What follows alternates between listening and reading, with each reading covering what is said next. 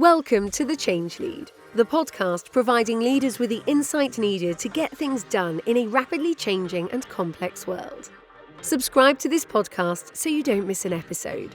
Connect with our community of like-minded leaders on our website, thechangelead.com. Welcome to The Change Lead with your host, Babatope Ipinyomi.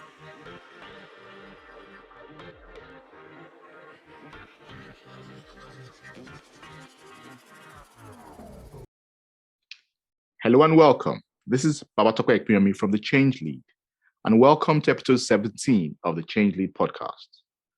My guest today lives and breathes change. His entire career has been in change. He's a change practitioner and change educator. My guest today is Vishal Shrimankar. Vishal leverages the power of storytelling as he speaks to audiences about change, learning, innovation, change management, and business transformation. Today, Vishal and I will have a conversation on unleashing innovation through a network for change. Vishal, thank you very much for joining me today. I'm really looking forward to this conversation, and welcome to the show. Thank you for having me. Glad to be here. Thank you. Really, really good. I'm really looking forward to this. Before we get started, innovation, we know it's a big topic. It would be good to talk on a question more around you, help our audiences understand what you do, how you think. So I am aware from speaking to you that you are really passionate about storytelling. Storytelling is very important to you. You only need to look at your LinkedIn activity and we can see that you're sharing links to movies, which are effectively stories to your audiences, to your students. So can you explore and explain that a little bit? Why is storytelling so important? So I think storytelling is incredibly powerful, and it's partially because of the way we are wired as human beings. So we have actually transpired a lot of time in terms of evolution. But while we think of ourselves as an internet generation and a technology era, the truth of the matter is that a large part of our brain is still stuck in the medieval hunter-gatherer sort of a mode, where we used to sit around the fire in the evenings and swap stories. So, which is why I think storytelling is incredibly powerful, because we still kind of relate to it much better than we can connect to theories and concepts. The best way to think about this is how we learn history. So the way I learned history way back in my school years is the traditional way, opening up a book, reading up on the names, the events, the places, and so on and so forth. But then that's one way of learning history. The other would be looking up on movies. So if I see a biopic, for example, The Gathering Storm or Into the Storm, where we look at history of the Second World War from the prism or the lens of Winston Churchill. Now, I don't have to tell you which is more memorable, right? We always think of the movie, we remember the movie better than we actually remember the events and the history books. So that's pretty much how we have evolved. That's how we are wired. And if you're in a position where you can explain your concepts, your theories through some story, I think that can be extremely powerful as such. Indeed. That makes a lot of sense. And hopefully through this conversation, we can effectively create a story for audiences understanding innovation as well. So if we get to the topic itself, so the topic today, we're looking at the topic of unleashing innovation through a network for change. So this is pretty big topic, a couple of big words there. So we start with the word innovation, right? Now, innovation, it's a big word. It's used a lot. If I look at, I listen to a lot of podcasts on strategy. And of recent, the episodes I've been listening to, the word innovation just keeps being thrown a lot. However, there is a risk here that when a word gets used so often by so many people, we actually forget what it means. And everybody has a different notion of what it actually means. So before we go too far, it'd be good to break down what is innovation and how do we describe it, define it in a way that avoids the pitfalls of buzzwords, as it were. Yeah, and that's a really important question because many a time we fall into the trap of having our own definition of what innovation is all about. And then that leaves us in a place where everybody's having a different view in terms of what it means, and we can't come to a common ground. So I think the most powerful way of explaining what innovation is to probably differentiate to creativity, because you kind of see them being used interchangeably, but then they are not. Creativity typically is about coming out with new ideas, right? So new concepts, new ideas. But implementation of those ideas, that becomes innovation. So it's not important for you to just get yourself into a room and think of a new idea and say that's innovation. that's creativity. But when you put your head on the ground, when you start getting your hands dirty, you bring that to life, and that becomes innovation. And the reason why this differentiation is so important is we always used to think of innovation as something that's recent, that's new. Well, that's not. I think you only have to look back at the history of the various corporations and see that innovation has been there for decades, if not longer. Right from the time of pharmaceutical industry, where they come out with new drugs and pharmaceutical products, from engineering firms and so on and so forth. But the reason why innovation has gathered so much amount of steam right now is because something unique has happened over the years. We actually have seen a democratization of innovation, so to say. So if you look at how innovation was done earlier, you always had pharmaceutical companies, you had R&D departments, people with white gowns and white suits sitting and doing some crazy stuff. But now literally anybody can do innovation. And that's the power of technology. That's the power of internet. So if I have an idea, I can just bring it to life using the internet in just literally a few days' time. If I need to have a new product, I can get some crowdsourcing of funding. I can use LinkedIn. I can use Twitter to probably market my products better. And I can connect to my customers globally across the entire world. So that's why innovation is important, because it has now transitioned the barrier from rooms onto our drawing rooms. Anybody can be an innovator right now. Brilliant, brilliant. So if I unpack that just a little bit, because I think that was really good for the benefit audience, you're describing innovation as effectively applied creativity. So it's not just, you apply creativity, and something that's happening from what you're saying is this applied creativity has become democratized. So everybody's got access to applied creativity. Very, very, very insightful. I think very useful, very good for everybody to understand. So we know what we're talking about when we say innovation. So we've got the foundation of an understanding of innovation. Now, if we now layer on teams and networks being able to unleash this applied creativity. So a lot of the challenges we face today around the world are complex, intractable, they're huge. You look at the global pandemic we're going through, we look at the supply chains being dislocated, fragmented. You almost don't know which word to use to describe the challenges facing supply chains. We look at the climate change dilemma that the world faces. Now, with these challenges, we need innovation. I think we all know that, to deal with these challenges. So it would be good to get your take on individuals versus teams. And I'm using teams interchangeably with a network as well. So individuals or a network dealing with these challenges, and how can we build a capacity to actually, in individuals as well as in teams, how can we build the capacity to deal with this properly through innovation? Yeah, so let me take this in two dimensions, because, and I'll probably use teams with organizations or firms, because very often it's a group of people who get together and do stuff. But let me start with individuals. So I think the biggest aspect of building that innovation mindset or innovation capability at an individual level is to change your perspective. We are so much attuned to this whole world of certainty and what I call as a win bias. Yeah. So again, let me go back in time, right? So when I did my childhood, we always had this concept of examinations, which is still there, but unfortunately, thankfully, it is now broadened quite a bit. So you learn pretty much the entire year, and you get one chance to get it right. That's during the examinations, and either you hit it or you miss it. If you get hit, you're rewarded. If you miss it, well, tough luck.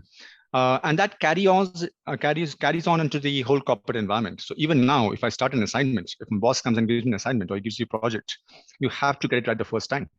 You have to deliver that particular assignment within time, as per required and as per budget. Yeah, if you don't, well, you get marked down in the performance appraisal. So that mindset of certainty is carrying on even now. But that's not what innovation is all about. Innovation is not about certainty. It's about probability. Right? So you try 10 times, you will fail 9 times, but you'll come up once, you'll succeed once if you're lucky. And that's what innovation is all about. But the whole culture that we have, the mindset that we have is it's bad to fail. And that is the first perspective at an individual level that we have to change. Failure is not bad. If you fail fast, if you learn from your mistakes and then apply for the next time around, that's how you succeed in innovation. So at an individual level, if you change your perspective and move away from certainty onto probability, that'll help you get geared towards this new future. Indeed, I think that is key. So we need to move away from a win bias as individuals, adopt a mindset of iteration. I think if we look at the examples within individuals of people who invented things, I think something that comes to mind is Thomas Edison. We know how many times he tried, and the irony is, if you look through history, the elements he used to invent, I think, the light bulb, they already existed, but he iterated and he made it profitable, he made it usable. So he invented a how of doing things as well. But he experimented, and most of what he did were failures. But he, in the end, because he was not afraid of stopping, he persisted with his crazy idea. He did succeed. Indeed. Exactly. And to quote the same example, so we all know the quote, and we don't know if it is truly attributed to Edison or not, but then he did say that I have not failed 10,000 times. I found 10,000 ways of how to not create a light bulb. So essentially, that is the essence of what innovation is all about. You have to keep on trying. And I'm talking about 9 out of times, 10 times failing. He probably failed thousands of times before he came out with a particular light bulb. And if you frowned down upon him and said, well, he failed. Well, no, he didn't. He actually tried and then finally succeeded. And that's how the innovation comes into picture. You have to allow the individual to fail, and you have to allow yourself to fail, as long as you can learn from your mistakes and move forward from there. Indeed. And if we look at teams as well, so we looked at individuals, if we layer on teams when it comes to innovation, what would you say in terms of teams when it comes to unleashing the power of innovation and building that capacity as well? Yeah, I think when you talk about teams, I think you have to look at it, you take a slightly more broader perspective, right? You think about your funding, you talk about resource allocation, you talk about incentive matrices and whatnot. Now for that, a lot of these teams and organizations today, they always think of innovation as in a very siloed term. So I've seen very often these companies coming out and saying, okay, great, we have come out with a new incubator in our company premises, or we're going to do a hackathon, or we're going to start our crowdsourcing of ideas. And they mistake that to be innovation by itself. No, all that you're doing right now is building a forum or creating a channel for creativity, for ideas to come through. But unless you're able to create an environment where those ideas can be fostered, where you can actually allow people to experiment and fail, you are not really truly doing innovation at all. I have seen instances where once the ideas are actually brought to the fore through a crowdsourcing campaign or hackathon, the teams who are responsible, they actually run around for hours or even days for some simple question of funding or organizational processes or getting people allocated to the particular piece of work. And that kills the innovation, that kills the entire creativity by itself. So as leaders or as teams, I think it's very important for you to build that environment, be it a physical environment or an emotional environment, where you feel supported, where you believe that it's important to fail, as long as you fail fast and move on from there. And that becomes the crux of what innovation can do for firms, as long as you can build an environment per se. Indeed. So they need to be really looking to create an environment that allows people to fail. Failure in itself is not bad. We do want to succeed. We do want to achieve our objectives. There is focus, but understanding that if you've got a challenge that is not a linear progression challenge, we've got these non-linear challenges, we do need to approach it with an iterative mindset, with adopting emergent practices as well for what you're saying. So things that are not really established. I think there's a thought that comes to mind. I want to get your take on it from what you said, is the concept of having diversity in these teams and these networks when we're looking to deal with complex challenges. So I don't know if you've heard the term requisite variety. So it's used a lot in complexity and complexity thinking, where you have a complex challenge, you need the diverse to deal with that. You need the diversity in the team to deal with the system itself. How do you see that playing in with innovation? Having the diversity in the team, diversity in thinking, diversity in backgrounds, diversity in our approaches as well in dealing with these complex challenges that we all face. I think it's very important because, and I would not like to sort of classify diversity in terms of various aspects. I think it's just a different take on scenario. Now that could be because of your, from the place where you're coming from your upbringing, from your thinking, and so on and so forth. But and that's critically important because you can shorten the life cycle of an idea. and do a quick kill if that doesn't work out. So if you get into a group think sort of a mindset where one person has an idea, typically it is the highest paid person in the room. People all line up and say, yes, that's a perfect place for us to start. And nobody goes and critiques that idea per se. But if you have that diversity in thought, if people can look at it from different perspectives, you could improve upon that idea, or you can probably just go back and say that will not work out for XYZ reasons. So that will actually save a lot of time in terms of when you actually bring it to implementation per se. So that's where diversity becomes important. You start looking at things in a different perspective, and that improves the entire the idea generation process in the very first place. Indeed, indeed. So diversity of ideas is so impactful for innovation. If we look at examples or stories from history of some of the most impactful changes we've seen, one of them that comes to mind is the Suffragettes movement. So this is about 100 years ago in the UK where I live.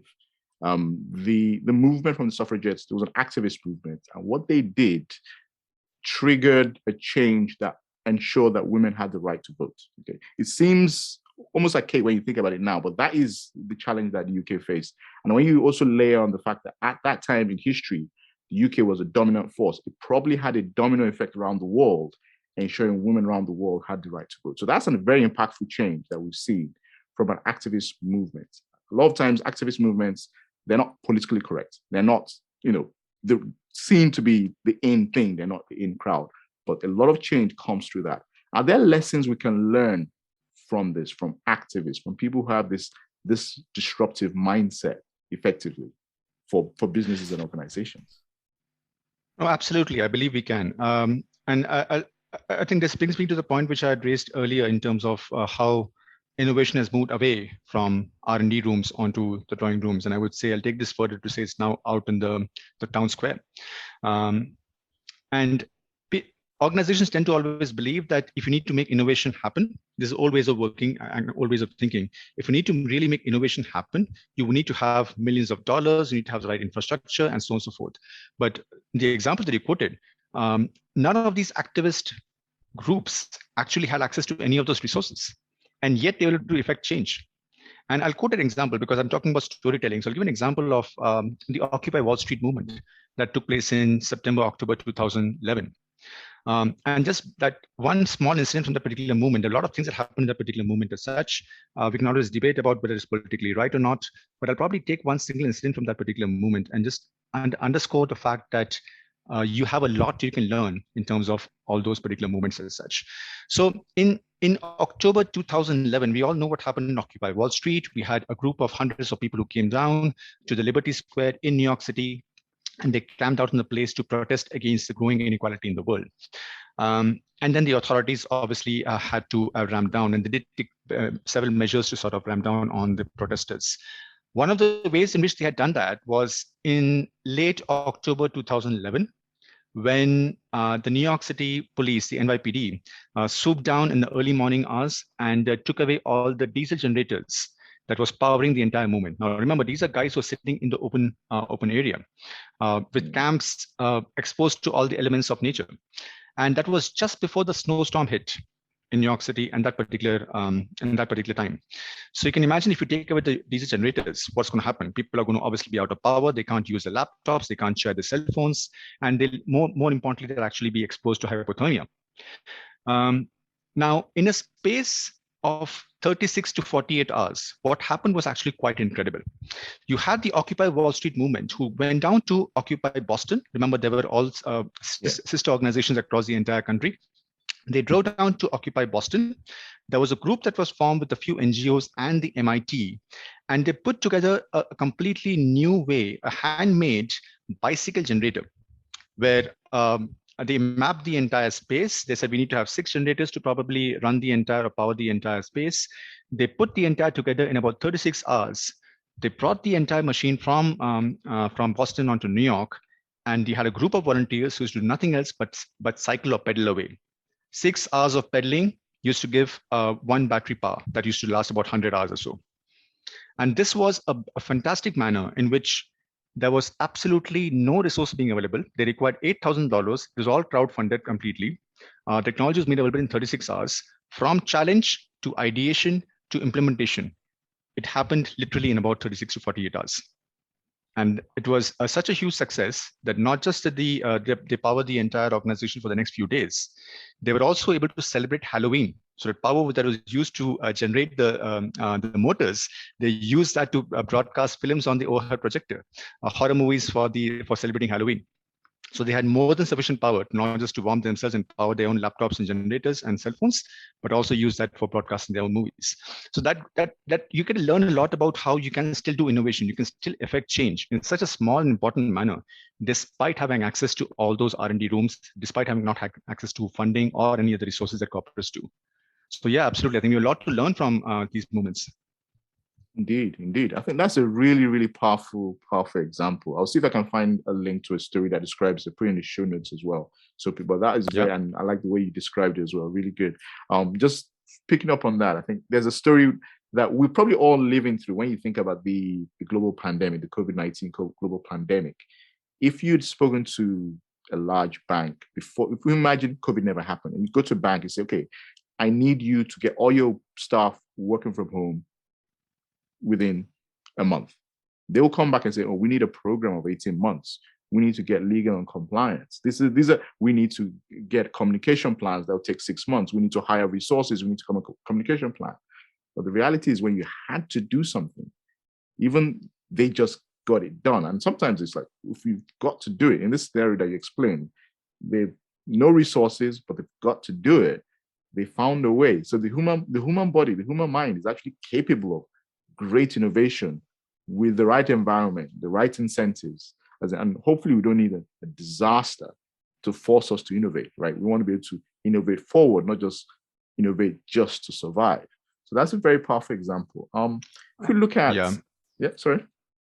No, I just want to say that you raised a very important point because historically we've always seen a distinction between a need to do project and I want to do project.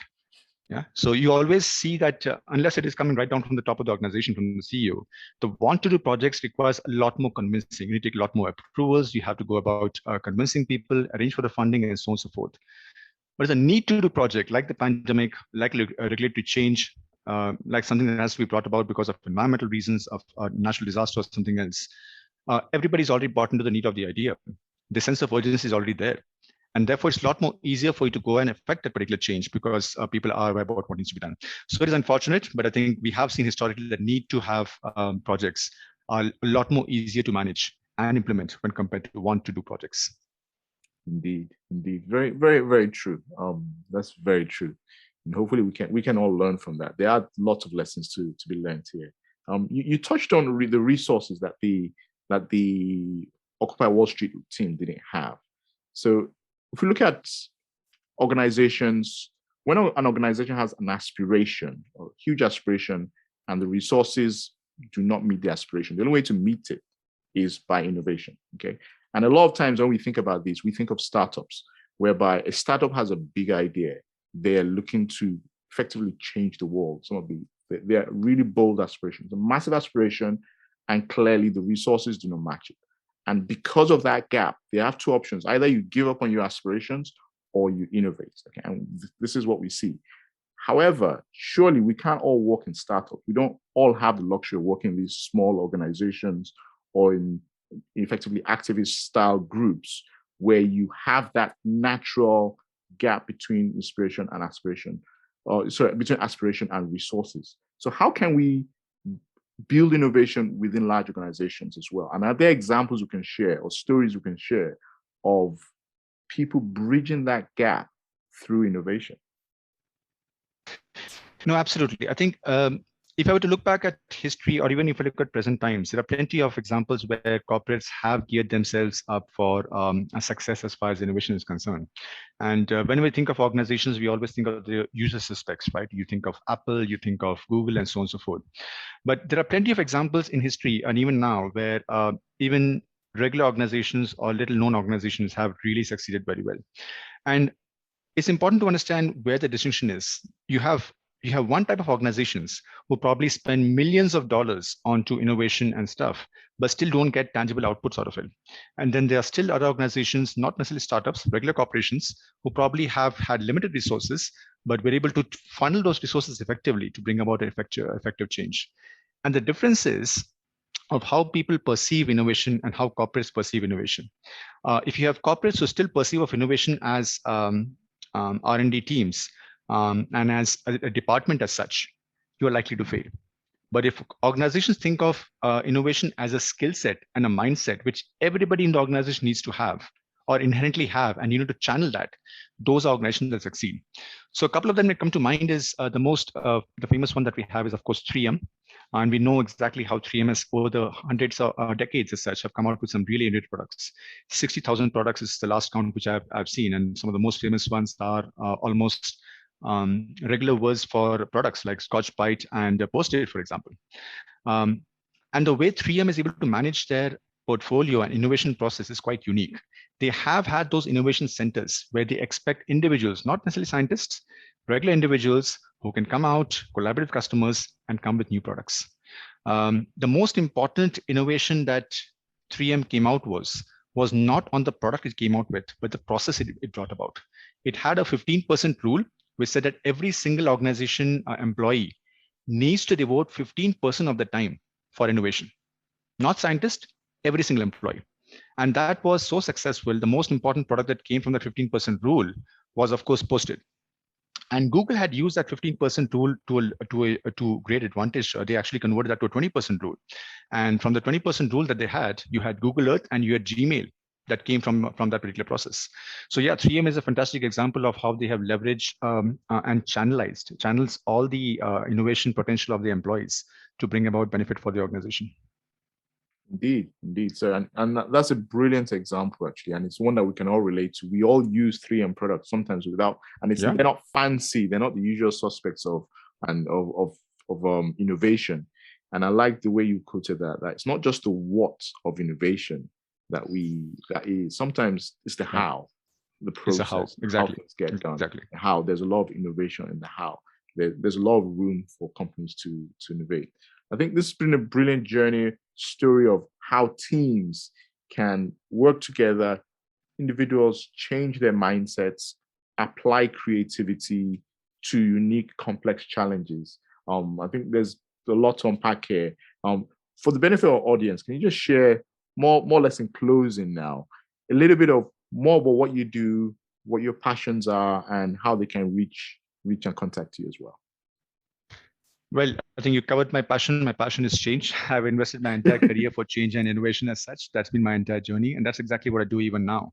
So I continue to practice change in my professional life. I also teach change or help people learn about change. So I deliver a course called Leading Change for Sustainable Futures as part of a global MBA offered by an edtech company called as Upgrad, Indian university called as IMT, and of course, the Liverpool Business School in UK.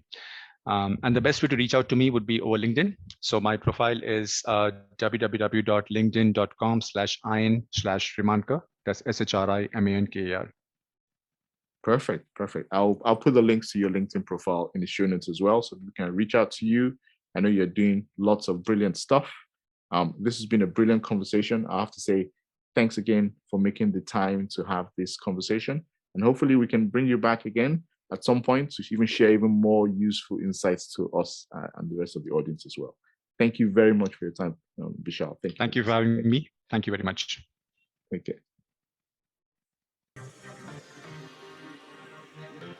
Are you looking to unleash innovation in your organization? Would you like to join in the conversation on how to unleash innovation? Connect with a community of like-minded leaders on our website, thechangelead.com. When you visit our site, click Join to join the community. Check out the show notes for details on how you can contact today's guest. Also, please don't forget to like, comment, review, and subscribe. Thank you very much for tuning in. Have a great week and see you next time.